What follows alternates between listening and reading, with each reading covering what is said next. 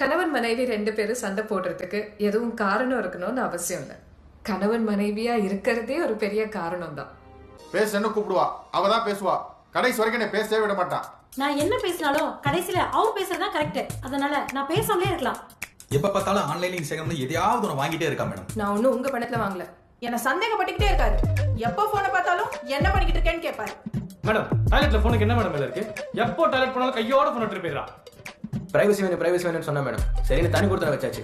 ஆனா இப்போ வந்து அவங்க அம்மா பர்மனெண்டா இங்க தங்க வச்சிட்டாங்க. பேசும்போது போன்ல கேம் விளையாடுறதா யாருக்கு தான் மேம் வராது. பாசமா பேசினா சரி, எப்ப பார்த்தா குறை சொல்லிட்டே இருந்தா அப்ப கேம் தான் விளையாடுவாங்க. அவ வீட்டு விசேஷம்னா முன்னாடி நாளே அங்க இருப்பான். இதே என் வீட்டு விசேஷம்னா அந்த புடவை மட்டுமே 2 மணி நேரமா கட்டுவா. நாங்க தான் அங்க போய் நிப்போம். ஒவ்வொருத்தவங்க கிட்ட இருந்தும் ஒரு விஷயம் கத்துக்குவேன். எதனால பிரச்சனை வருதுன்னு தெரிஞ்சுக்கிட்டு ஏன் வாழ்க்கையில அந்த மாதிரி நடக்காம பாத்துக்குவேன். ஒவ்வொரு ஹஸ்பண்டும் அவங்க வைஃப் பத்தி என்ன குறை சொல்றாங்களோ நான் அந்த தப்பு பண்ண மாட்டேன். அதனால எனக்கும் என் ஹஸ்பண்டுக்கும் இது வரைக்கும் எந்த பிரச்சனையும் வந்தது.